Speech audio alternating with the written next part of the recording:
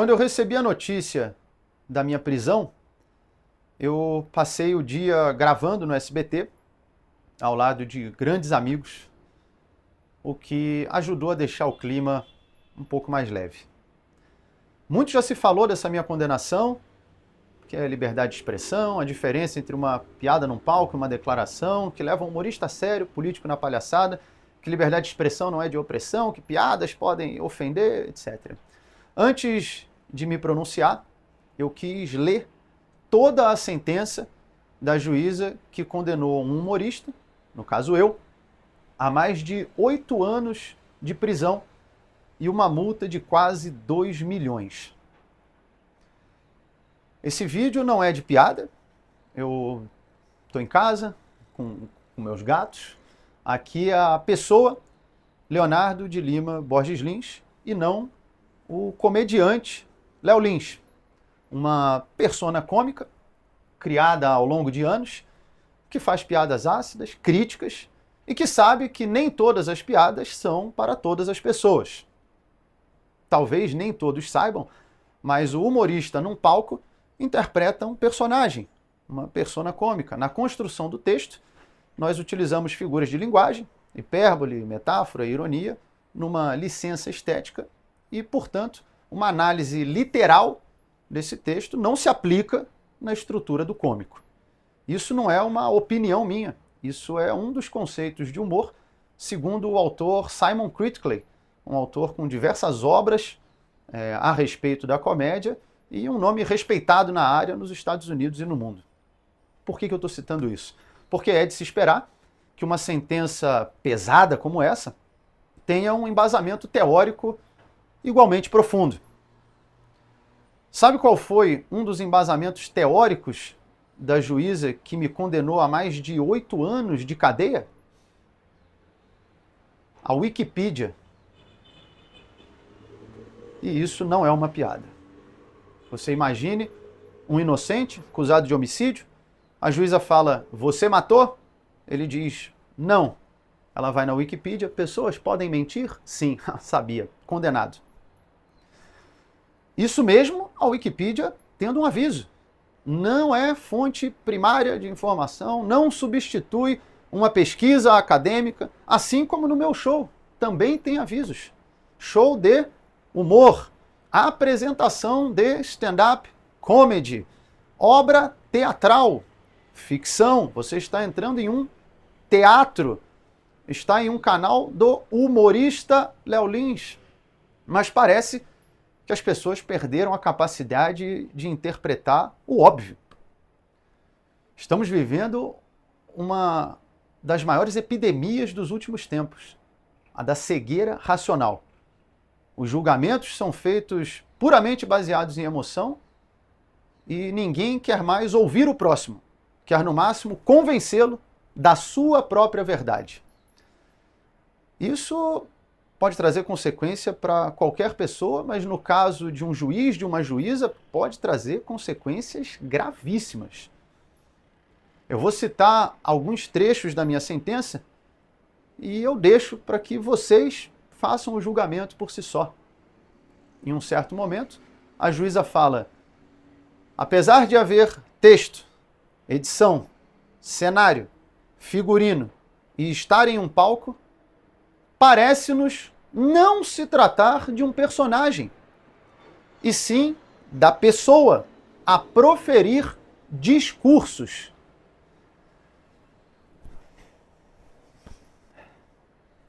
Eu te mostro a cabeça de um jacaré, o corpo de um jacaré, o rabo de um jacaré, e eu pergunto que animal é esse e você responde é um camelo. Aí não adianta mais argumentar. Não importa o que eu fale ou o que eu mostre, você já decidiu antes de olhar. Em um outro trecho, ela fala, e por mais que tenha acontecido em um teatro, ao ir para o YouTube, saiu do teatro. Então, a partir de agora, se eu assistir um filme de romance, eu posso processar os atores do filme por atentado ao pudor, porque a cena romântica entre o casal não aconteceu mais no estúdio do cinema, e sim aqui na sala da minha casa. isso é de uma limitação cognitiva grave e preocupante. E em outra passagem ela fala, mesmo que fosse um personagem, ainda assim há crime. Aí acabou. Porque se um personagem pode cometer um crime, agora dá para prender a atriz que faz a vilã da novela, o ator que faz o vilão no filme, numa série. Eu espero que os humoristas, que a classe artística, que as pessoas em geral entendam a gravidade de uma sentença como essa. Eu sei que muitos estão indignados com a minha condenação, alguns estão felizes, porque é isso que virou a nossa sociedade.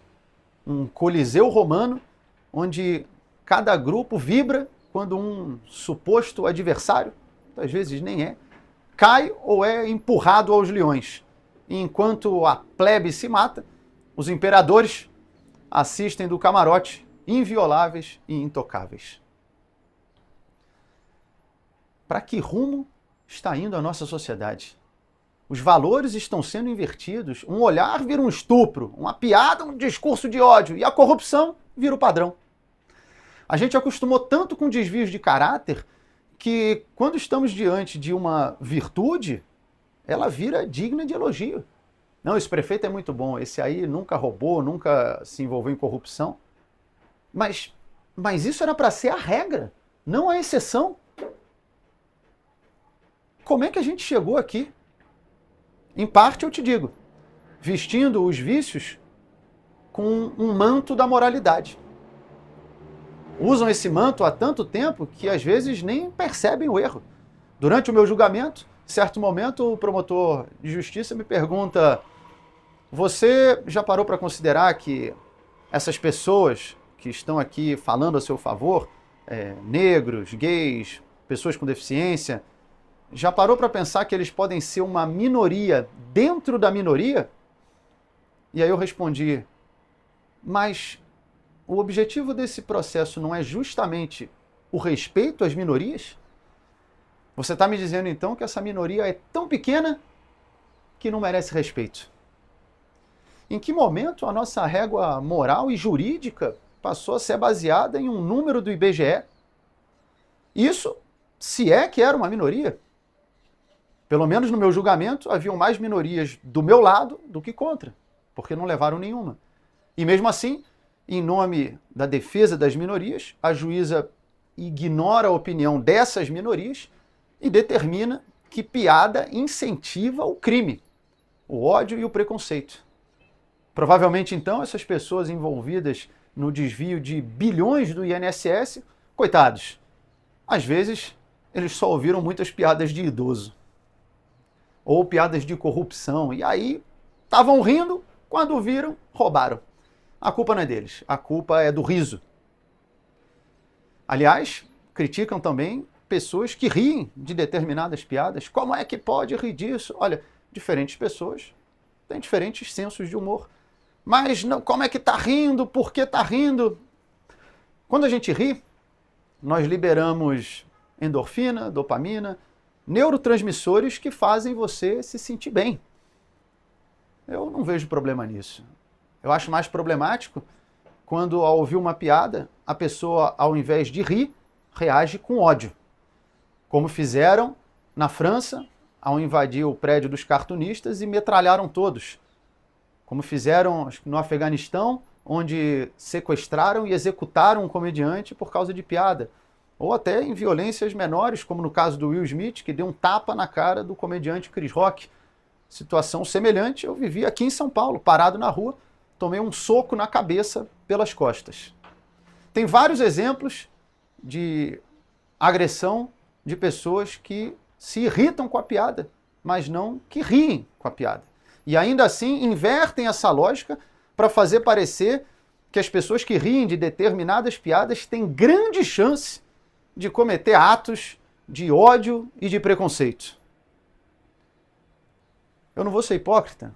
Você pode falar, pô, mas então você quer afirmar que jamais alguém pode ouvir uma piada e ter uma atitude de agressão física ou psicológica Eu não tenho como afirmar, mas se a pessoa fizer isso, que ela responda pelo crime que ela cometeu. Eu não posso jogar Street Fighter, agredir alguém e colocar a culpa no japonês que fez o jogo. Fazer isso e proibir o jogo vai impedir milhões de pessoas de se divertirem por causa de um idiota. E é isso que nós estamos fazendo, nivelando a sociedade pelo idiota. Concordar com sentenças como essa é assinar um atestado que nós somos adultos infantiloides, sem a menor capacidade de discernir o que é bom ou ruim para nós, e precisamos de um Estado falando do que você pode rir, o que você pode ouvir, o que você vai poder comer, o que você pode falar e até um dia o que você pode pensar. Por isso, eu agradeço muito a todos vocês que estão me apoiando. Agradeço aos colegas, familiares, aos humoristas, juristas, jornalistas. Eu recebi milhares de mensagens. Confesso que foi acima da minha expectativa as pessoas que estão se posicionando a meu favor. E claro, a vocês, as milhões de pessoas que acompanham o meu trabalho. Eu sempre falo que vocês são muito importantes para mim e me dão força para continuar seguindo em frente. Muitas das vezes recebo mensagens que se tornam até mais pessoais, de pessoas falando que minhas piadas ajudaram a superar uma depressão, a perda de um ente querido, a superar uma enfermidade, como no caso de um rapaz que entrou em contato se voluntariando para depor a meu favor, porque ele disse que eu ajudei a salvar a vida dele e tatuou o símbolo do meu show em um corte que ele tem no pulso. Ainda bem que eu não estava preso, proibido de contar piadas nessa época. Eu agradeço muito. Mensagens como essa são muito gratificantes. Como eu sempre falo, a melhor piada do mundo sem alguém para rir não tem graça. A comédia é feita para o próximo. Por isso eu espero retribuir tudo isso em risadas. Eu tenho fé que no fim vai dar tudo certo, até porque se rir virou crime, o silêncio virou regra.